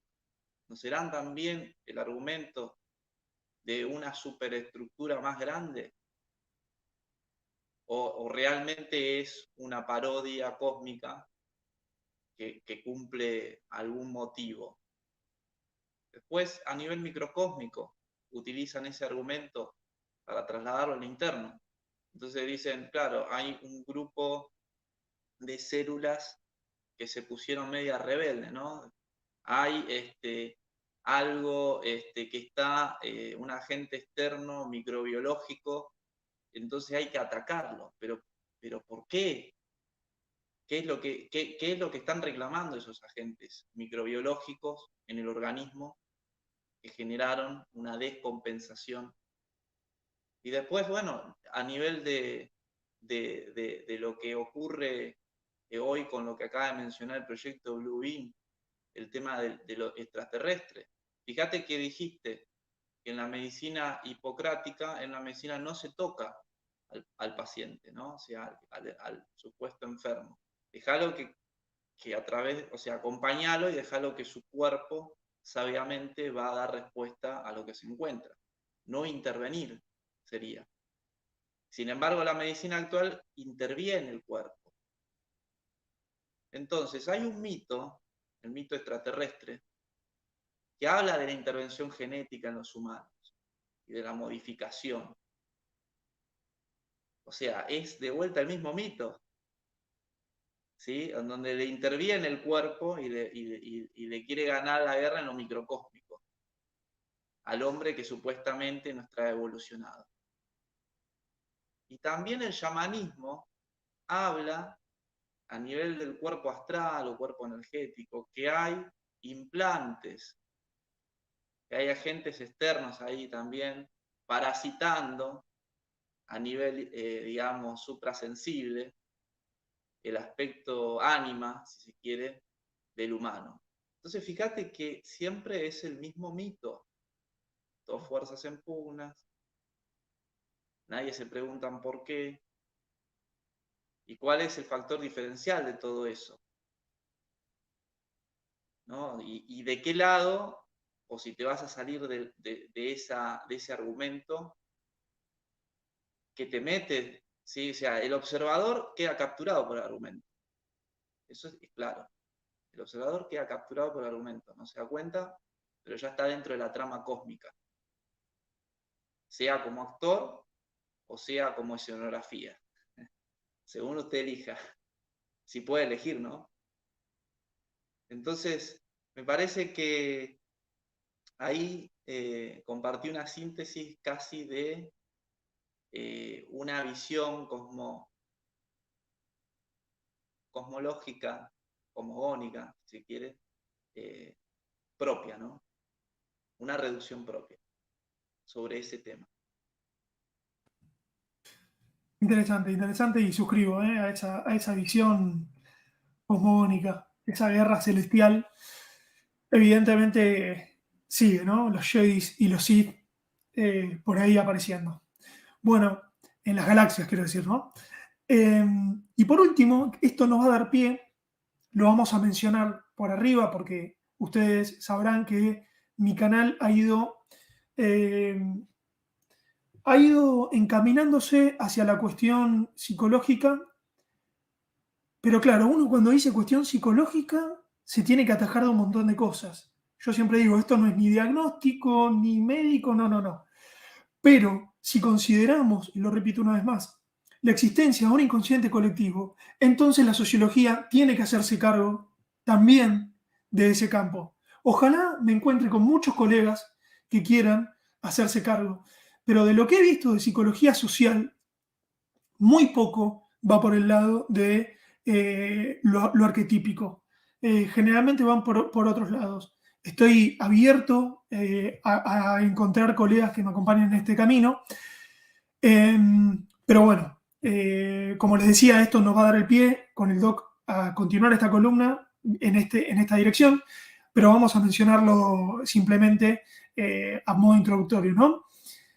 Planteo que es contrahegemónico contemplar concepciones integrales de la medicina, religarse con cuadrantes más sutiles, reinterpretación a partir del cuestionamiento de los axiomas médicos hegemónicos. Carl Gustav Jung, integrando a Freud, como decía el doc en este opus magnum, la integración, ¿sí? La sangre integra los otros componentes, ¿no? El rey integra al amante, al mago y al guerrero. Jung integra a Freud y Hammer religan a la medicina con el inconsciente, personal, colectivo y cósmico. Y por último, para mencionar esta cita de la conferencia, que ya es un libro, Psicología y Religión, que será lo siguiente que tratemos en esta columna, el propio Jung dice: me temo que la corriente concepción materialista de la psique no nos ayude a muchos en los casos de neurosis. ¿Qué es en el fondo la psique? Un prejuicio materialista indica que no es sino un mero epifenómeno, un producto secundario de los procesos orgánicos del cerebro. Hago un parate, ¿no? Muchas veces lo hemos mencionado, cuando te quieran explicar que el amor en realidad es una cuestión química que se genera igual que cuando comes chocolate, ¿no? Entonces, sí, existe el amor, pero en realidad es un engaño cultural que lo que te está diciendo es que esta hormona se encuentra con esta otra y te genera ahí una sensación falsa de felicidad que en realidad es tu cerebro tirándote dopamina para que te reproduzcas y pueda mantenerse esta especie destructiva, haragana y detestable en este planeta perdido y olvidado, ¿no? Cerrando ese paréntesis, sigo con Jung. La hormona es oxitocina, ¿eh?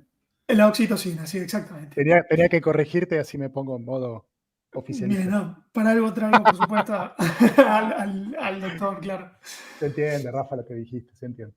No, pero está bien, hay que hablar con rigurosidad. Lo exigimos Dale. Y para eso estamos. Se opina que todo trastorno psíquico debe de tener una causa orgánica o física, solo que no puede probarse dada la imperfección de nuestros actuales recursos diagnósticos. Es lo que hablábamos de la cuestión de antes no estaba la tecnología para ir para arriba en términos de telescopio, ni para ir para abajo, fíjense, ¿no? Esta cuestión. Pero acá lo que plantea Jung es decir, debe ser que no tenemos la tecnología para verlo aún, ¿no? La innegable conexión entre psique y cerebro confiere a este punto de vista cierta significación, mas no tanta como para instituirlo en verdad exclusiva. No sabemos si en la neurosis existe o no un efectivo trastorno de los procesos orgánicos cerebrales y si se trata de trastornos de índole endocrina, resulta imposible decidir si ellos son causa o efecto del trastorno. Lo pongo a modo de tráiler, a modo de adelanto de lo que intentaremos hacer con el doc en sucesivas columnas. No sabemos cuándo, porque este canal no tiene tanta visión a futuro como me gustaría.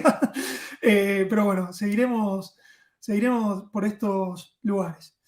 Muchachos, el micrófono es suyo. Bueno, Bueno, muy bueno. dale, Sí, dale. vos. Dale, no, está bien, Félix. No, Gastón, por favor. No, dale. Yo lo único que iba a agregar de Jung es, a ver, el tema, el libro, la obra de Psicología y Religión, ya la leí, creo que la volveré a leer, la vamos a volver a leer con Rafa para poder armar todo lo que sigue, porque siempre dije lo mismo desde que empecé a avanzar en la germánica. Hammer estableció ese triángulo psique, cerebro y órgano, pero no abordó tanto el tema de la psique, nada más que adjudicándole un patrón a los conflictos con relacionado al colorido conflictual. Pero cuando observo la forma en que abordaba Jung a los pacientes, en una parte él lo dice muy claro, si la psique no resuelve el suceso, la biología lo hará por él. Y yo cuando lo leí dije, esto es Hammer antes de Hammer.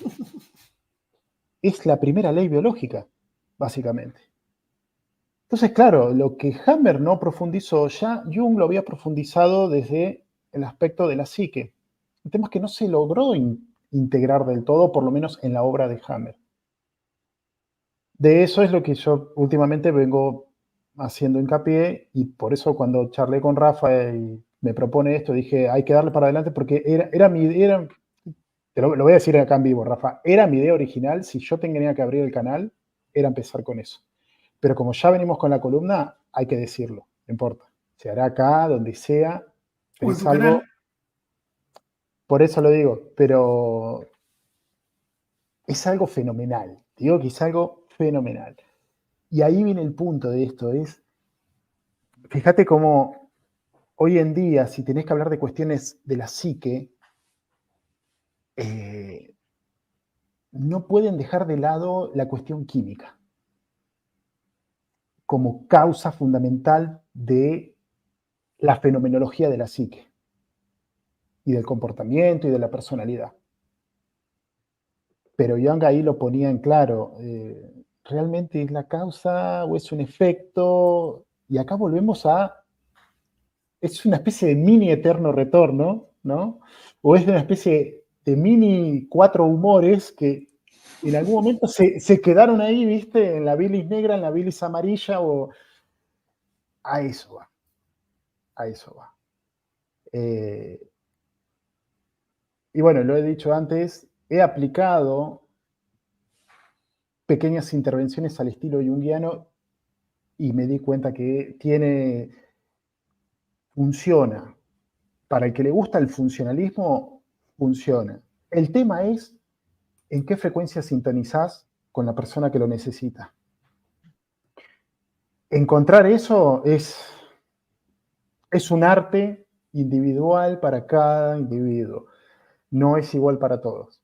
No es igual para todos. Y de hecho, Jung lo describe y lo dice. Más allá de que encuentra una repetición de arquetipos, pero que vienen con un rostro diferente esos arquetipos. Cuando uno logra encontrar ese patrón en común, listo, ya está, perfecto. Pero el tema es que cada patrón en común, ¿no?, que uno ve en todo tipo de consultantes, vienen con frecuencias diferentes. Entonces, descifrar esa frecuencia es poder entrar en ese plano de intersección que lo está atravesando a ese consultante, que lo hace diferente al otro por más que tenga la misma lesión o el mismo comportamiento, o más allá de eso.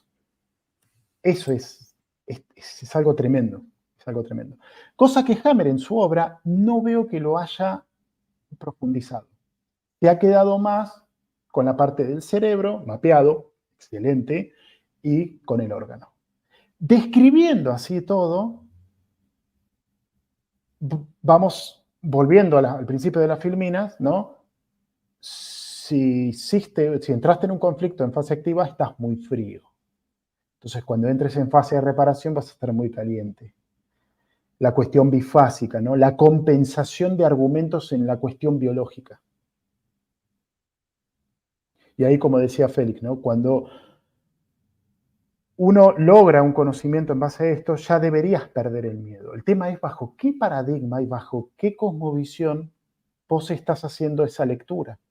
Porque hoy en día, con tantísimo conocimiento desde la cuestión físico-química, hablas de una enfermedad oncológica y cualquiera entra en pánico. ¿Por qué?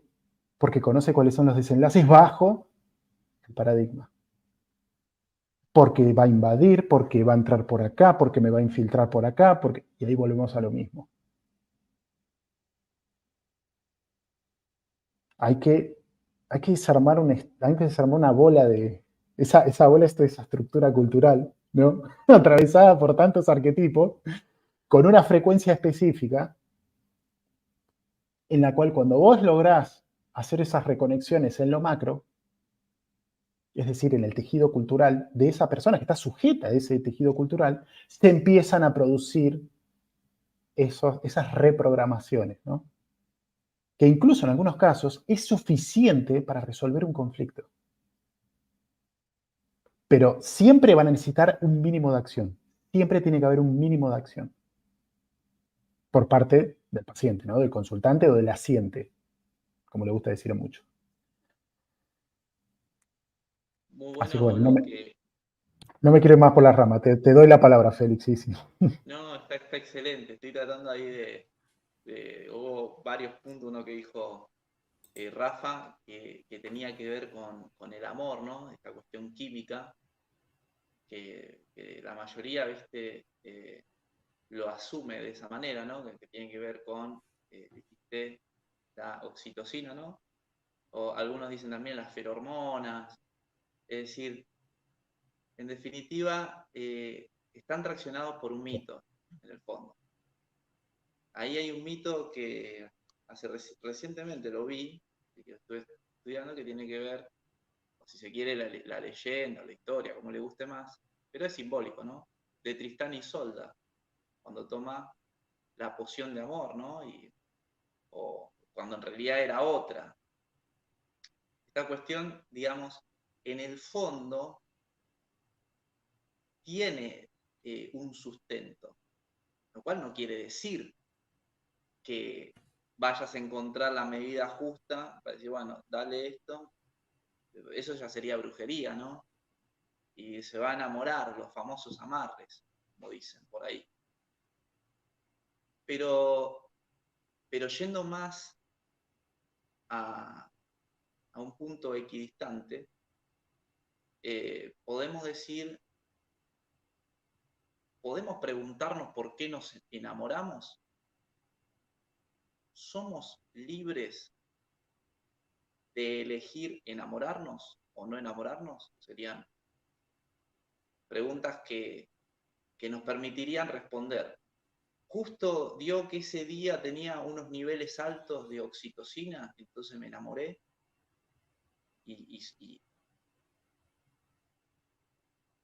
O será, como es que dijo, ¿no? Dice, endocrina resulta imposible decidir si ellos son causa o efecto del trastorno.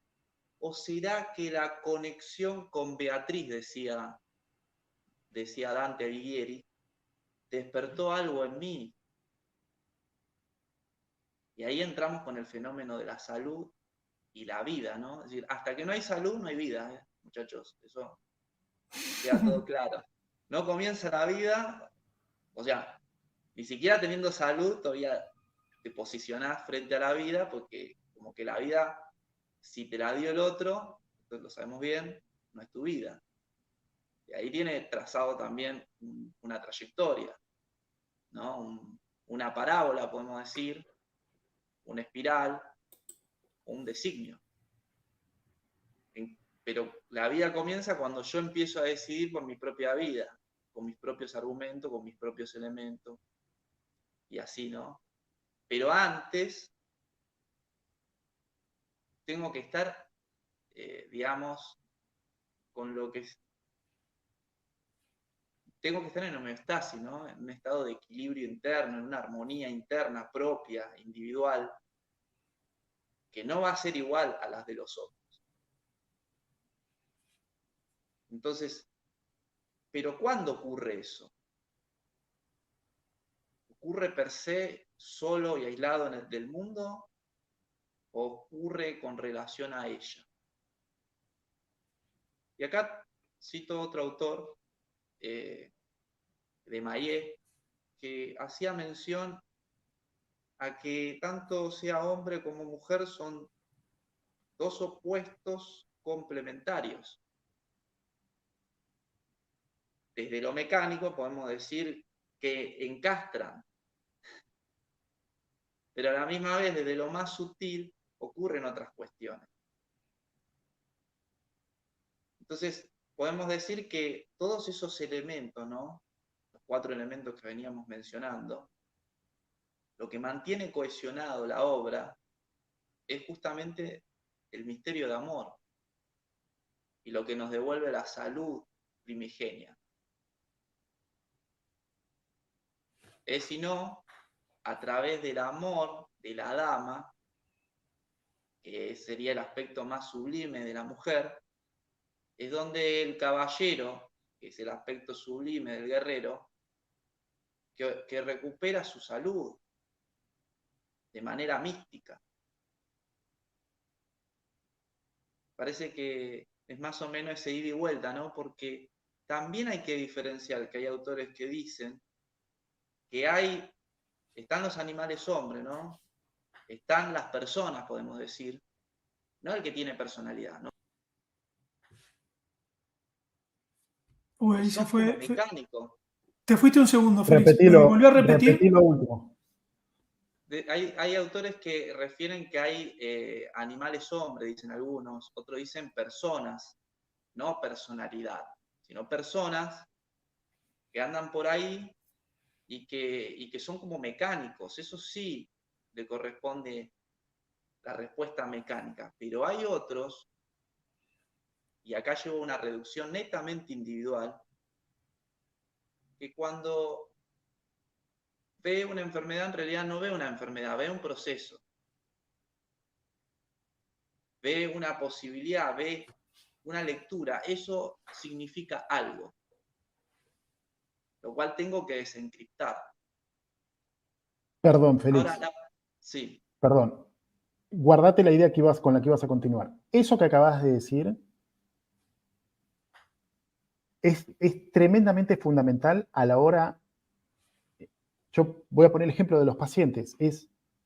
¿Qué pensás que significa para vos la enfermedad que te dijeron que tenés? Te aseguro que el mayor porcentaje no tiene ni idea qué contestarte. Lo único que tienen es miedo, pero no saben a qué. Entonces, fíjate el nivel de desorientación, ¿no? Es la palabra más adecuada en este caso, para una persona que está sentada en una cama de un hospital y que un médico le pregunte, ¿qué significa para vos el hecho de que tengas, no sé, corazón agrandado, hipertensión, no importa? Y a veces no saben qué contestar. Y no desde la ignorancia, ¿eh? No personas que sean ignorantes, sino porque se tratan de ver a sí mismos y no entienden, no saben qué responderte. Y te das cuenta en el rostro como que miran para todos lados buscando un punto de referencia y no lo encuentran. Ahí está el concepto de ensimismamiento. O sea, en vez de mirar hacia afuera, deberían mirar hacia adentro. Pero ahí está la desorientación, porque buscan la respuesta de afuera, lo cual no está mal buscar una orientación afuera. Uh-huh. Pero es eso, no hay una salvación. Eso es bíblico, por ejemplo. Eso es la atracción de un argumento. Por eso terminas viendo en todas las salas de los hospitales, con todos los pacientes internados, una Biblia siempre hay. Ya sea apenas se interna, al segundo día o al tercer día de la internación aparece una Biblia. No sabés quién se la trajo, no sabés si la trajo de casa, pero algo necesita como punto de referencia. Y acá volvemos a lo mitológico y lo que implica, ¿no? Más allá de que sea la Biblia y hablamos de...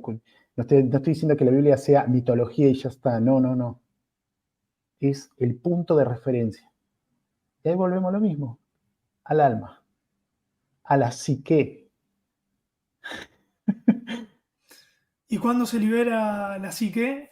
Para todos los que vieron el directo de Amor, con Eros, que es una diferencia grande de lo que estaba diciendo Félix, mientras le agradezco a Jorge Aranda por el aporte, muy importante, muchas gracias, Jorge. Eros es una actitud hacia la vida, lo erótico. Hoy cuando uno habla de lo erótico piensa automáticamente, el enlace cultural de lo general va a lo sexual genital, pero vivir de forma erótica es justamente esa pulsión de vida frente al reconocimiento de la mortalidad del cuerpo, vamos a decirlo así como para no seguir ampliando el laberinto. Y en el mito, yo lo desarrollo en ese programa que hice de Amor, se liberan ambos. Eros y Psique ascienden a los cielos del Olimpo luego de determinado proceso, donde el amor en algún momento los enjauló, los cercenó, uno limitó al otro, pero cuando encuentran en el misterio del amor, como decía Félix, esa salida complementaria, se liberan los dos y ascienden eróticamente, la psique asciende a los cielos. Bueno, ahí hay mucho de simbólico. Bueno, muchachos, estamos llegando al final de esta charla. La verdad que me encantó. Sobre todo me gustó todo lo que, como siempre suele suceder, ¿no? Yo siempre digo, me gusta tener minutas, pero para que después salga el carisma, que es implanificable, pero como una buena estrategia de fútbol tiene que servir para potenciar a los jugadores y no para limitarlos. Así que bueno, lo que quieran decir como reflexión, como despedida, lo que quieran. Después me voy a despedir ya con la canción del Lole, así que no los voy a ver porque yo después cierro la transmisión. Así que bueno, lo que quieran decir, ya sea como reflexión o como despedida, adelante. Yo, por mí, quería que Félix terminara la idea, por eso le dije, guardate lo que vas a decir después, pero necesitaba intervenir en ese punto. Por eso, yo de parte mía, Rafa, un gusto haber estado, la gente del chat, un saludo enorme. Jorgito Aranda siempre está, es tremendo, él siempre está ahí escuchando cada cosa que decimos. Y bueno, el resto también, y la verdad, un gusto haber estado. Y en el curso que continúa esta columna va a ser, pero más que interesante, más que interesante. Hay que dejar algo marcado en la psicoesfera de YouTube. Ya veremos dónde, ¿eh? Ya veremos dónde, no vaya a ser A ver cosa hasta dónde que... llega. No, digo, ya veremos en qué casa. Ah, o en qué Veremos, caso, sí, veremos, veremos, veremos. ¿Por qué no? ¿Por qué no? Bueno, veremos. Félix, lo que Adelante, quieras. Félix. Dos temitas. Termino lo de lo que me comentó recién, que bueno, les decía que desde lo individual está el tema de la carencia, ¿no? De salud, enfermedad, ¿sí?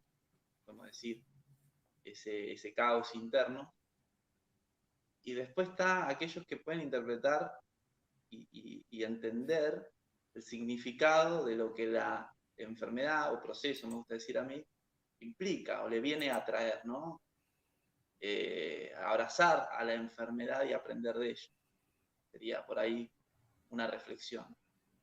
Pero, ¿qué pasa? Recién cuando atravesás esa situación entras en la vida, ¿no?